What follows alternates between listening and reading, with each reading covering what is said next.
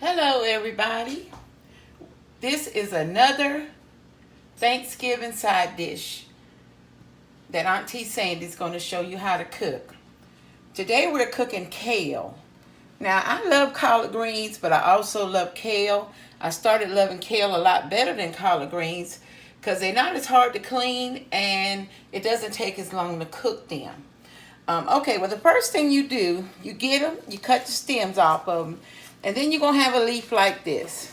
You see how that's dirty like that? You pick that off. Make sure you throw that away. You just kind of look at them, and then we're gonna pull the stem out. I don't pull all the stem off because I like some of the stem. I'm ahead of myself because I forgot I was gonna video, but they're sitting in water. And see, I'm just pulling this off. And for some reason, this kale this year doesn't look as good as it usually look. But anyway, I'm going to continue to clean these greens, and I'm going to get back with you. Okay, I have them all cut up, and I'm washing them. I've already washed them about once. I'm going to wash them again. Then I'm going to pour this water off and rinse them again. Now, I know some people on YouTube and different television shows, they act like you have to wash your greens to death. Now, it's good to wash them and it's good for them to be clean.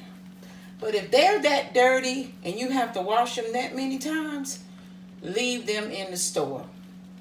Because where I'm from, you can buy greens that look pretty good and you have to wash them, but they're not all muddy and sandy. And definitely if I see a bug on them or a worm, not getting them. We're going to take it to the house. Okay, that's how you wash them. Now I'm going to continue to wash them, and then I'm going to show you how I cook them. Be right back. Okay, I've washed them, and like I say, I leave some of the stem on because I like them, but you do it like you want to do it, but I don't like the real big part of the stem. Okay, I've washed them. Now I'm going to get ready to cook them. Okay, y'all. Like I say, you don't have to put any kind of meat in your greens, but I do. I like to put smoked neck bone, but again, I cannot find smoked neck bone. So what I bought was some country ham pieces. And I put them in about 1.5 cups of water. And I'm going to bring that to a boil. And I'm just using that for flavor. But like I say, this can be a vegan dish. You don't have to use any kind of meat. You use whatever you like to season your... Okay, y'all. I got my water boiling with my ham pieces. Like I say, you don't have to use meat. Just use whatever you want to use. I only bought one bunch of kale. And so I'm only using like 1.5 cups of water. Because, you know, greens always make their own water as well. But you need some water. At least Auntie Sandy uses some water. But okay, we're going to start just putting this in our pot. It's already clean. Already clean. Okay. That's it, y'all. And then guess what?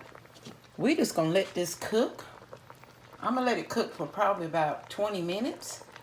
And we're going to come back and show it to you. Okay, y'all. Don't do like I did. I forgot to tell y'all. After you put your greens in and it's boiling, turn it down to low. Almost like simmer, but all depends on how your stove cooks. Okay, got the greens going. They're looking good. I'm going to give them a little stir.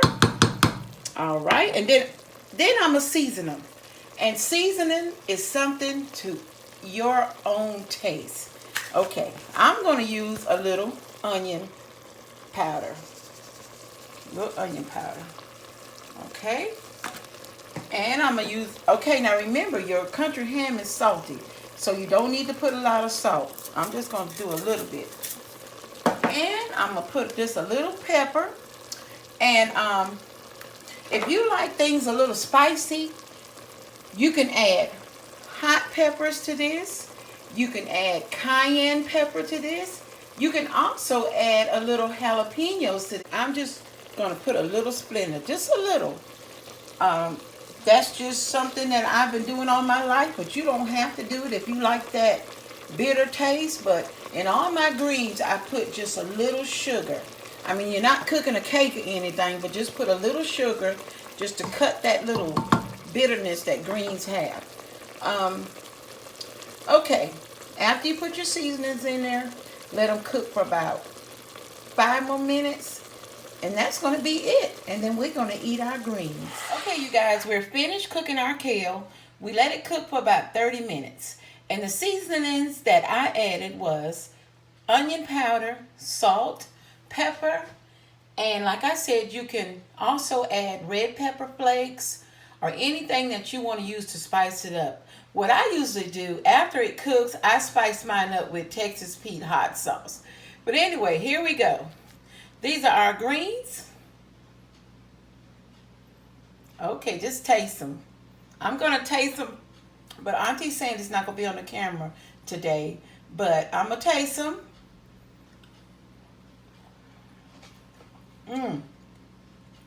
And they're very good.